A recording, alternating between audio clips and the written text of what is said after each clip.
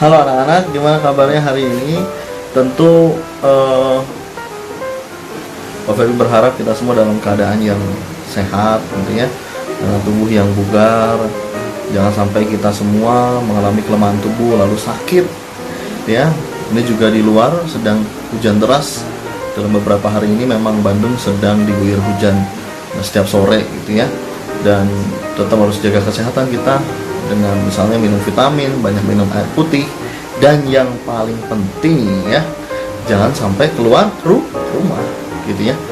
Dan ini nggak berhenti mengingatkan Pak Ferry mengenai social distancing, ditambah juga ada physical distancing. Jadi harus working from home, sama seperti kalian juga study from home gitu ya.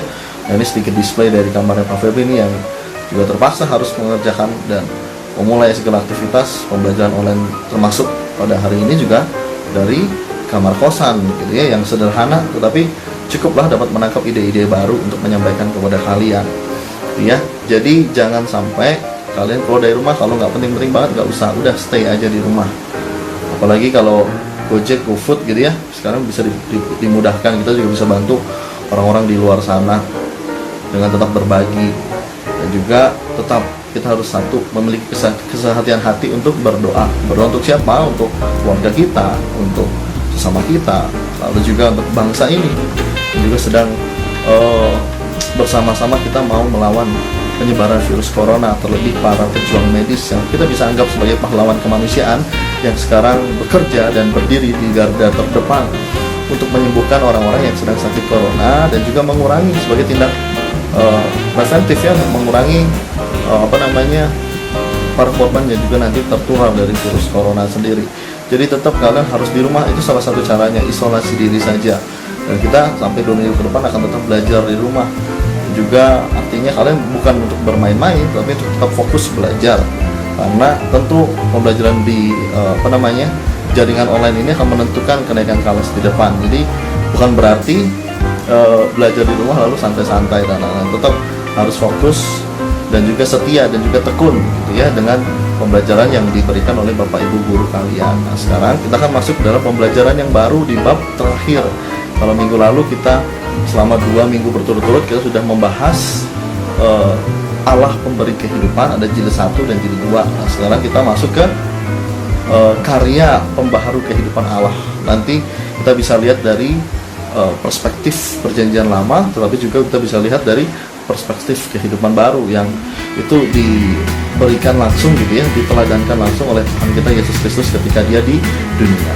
Maka saat ini siapkan Alkitab kalian, siapkan dulu juga buku cetaknya, siapkan juga alat tulis untuk mencatat. Kalau perlu laptopnya untuk buka sekolah gitu ya, ataupun dari HP juga bisa. Tolong disiapkan semua. Kalau sudah, Alkitabnya juga jangan lupa. Kalau sudah, mari kita mulai belajar. Tapi sebelumnya kita mau sama-sama menaikkan doa kita, doa Bapa kami. Selamat belajar teman-teman, sampai jumpa.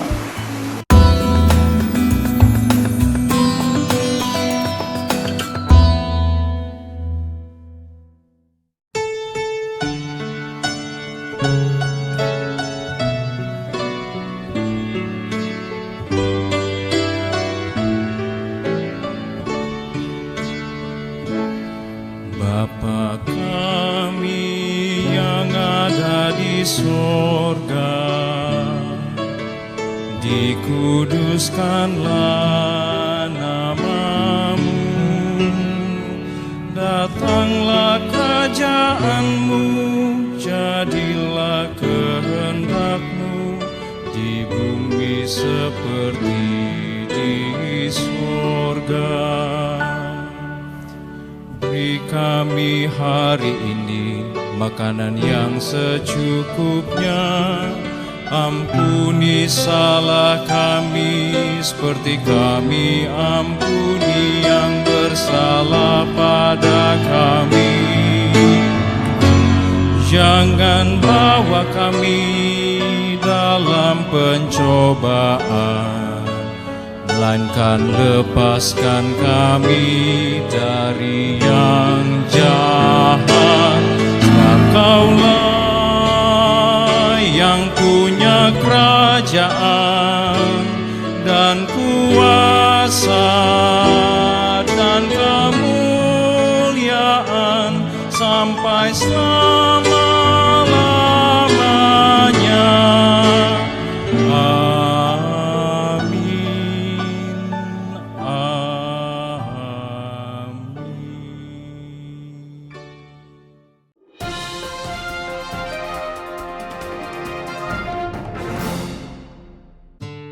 Mari kita masuk ke dalam pembelajaran yang baru mengenai karya pembaruan Allah dalam kehidupan manusia. Dan yang pertama, kita akan melihat pembaruan Allah tersebut di dalam kitab Perjanjian Lama. Allah menggambarkan rencana dan tindakannya melalui bangsa Israel, berawal dari Kejadian 12 ketika Abraham dipanggil, dipilih untuk dijadikan bangsa yang besar.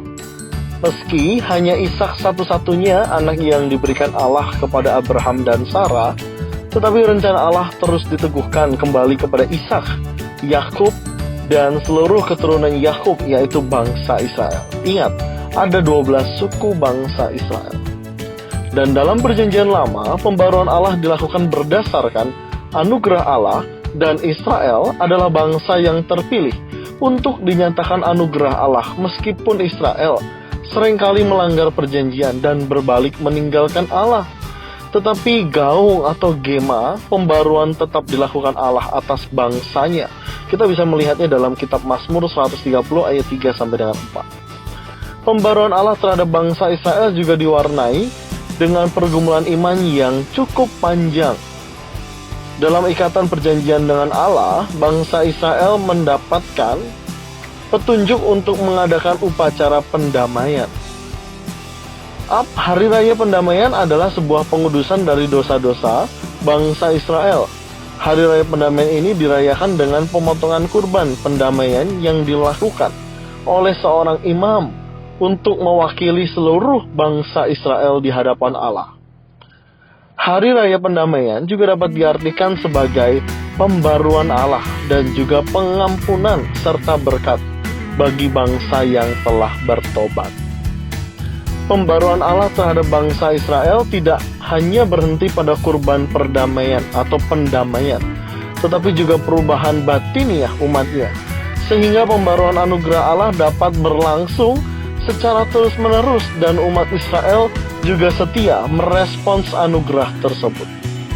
Perjanjian Allah tentang pembaruan hidup menuntun dan mengantarkan bangsa Israel kepada nubuatan tentang Mesias, yaitu Raja yang adil, Raja yang lemah lembut, dan seorang hamba yang menderita. Kita bisa melihatnya dalam kitab Yesaya pasal 44 ayat 17 dan kitab Daniel pasal 7 ayat 13. Dalam Perjanjian Baru, karya pembaruan Allah tidak pernah terlepas dari kehadiran Yesus Kristus di dalam dunia. Kali ini lebih konkret dan lebih nyata tentang karya pembaruan Allah bagi hidup manusia. Karya keselamatan Yesus Kristus sejak kelahiran, kematian, kebangkitan, dan kenaikan ke surga merupakan penggenapan tentang Mesias dan rencana penyelamatan Allah dalam rangka pembaharuan kehidupan manusia.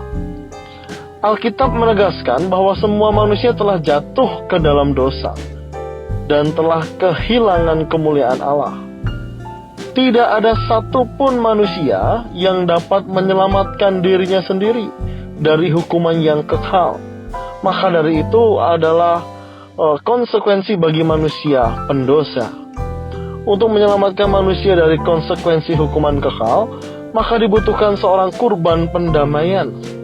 Hampir sama jalan ceritanya, alur ceritanya dengan Perjanjian Lama.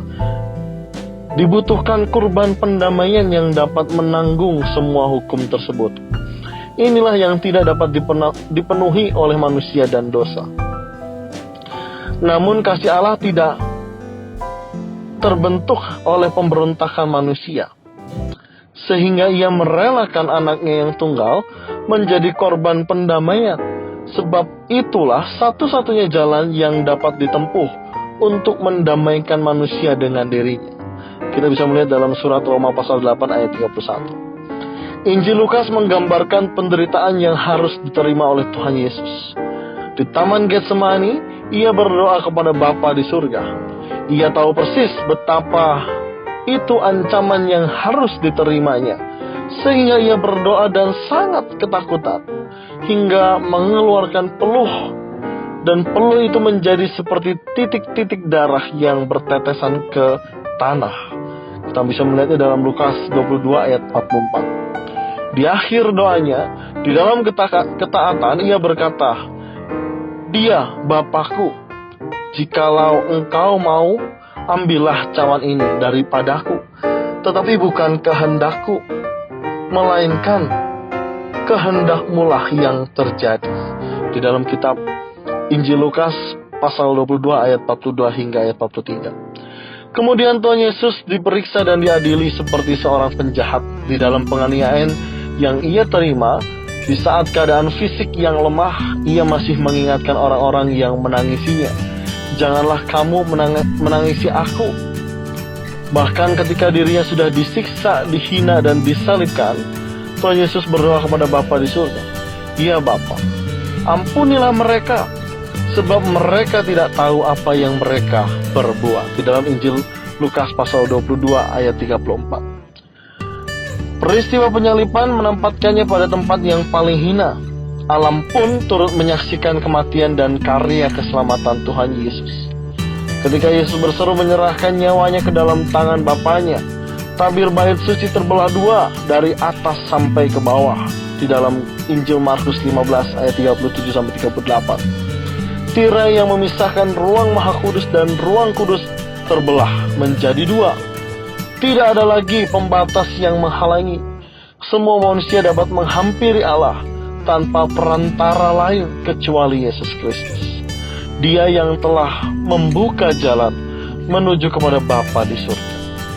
Yesus mati menanggung semua hukuman dosa manusia dan bangkit pada hari ketiga menjadi seorang pemenang atas kuasa maut untuk menyelamatkan manusia. Berita Tuhan Yesus di kayu salib, penderitaannya menunjukkan bahwa tanpa pertumpahan darah, maka tidak akan pernah terjadi penyelamatan dan tidak akan terjadi pembaruan kehidupan manusia.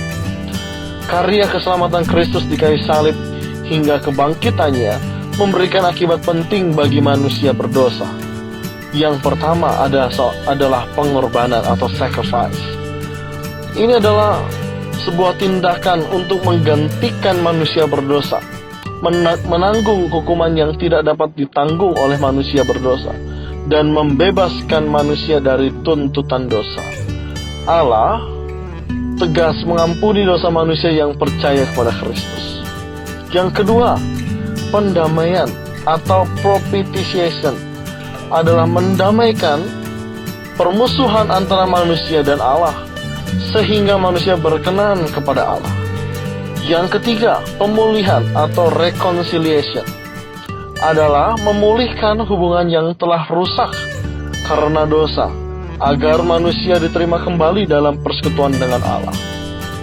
Penebusan atau redemption adalah membayar semua dosa manusia yang tidak dapat ditanggung oleh manusia. Dan keempat tindakan ini sudah dikaryakan oleh Kristus ketika dirinya tergantung dan disalibkan di bukit Golgota.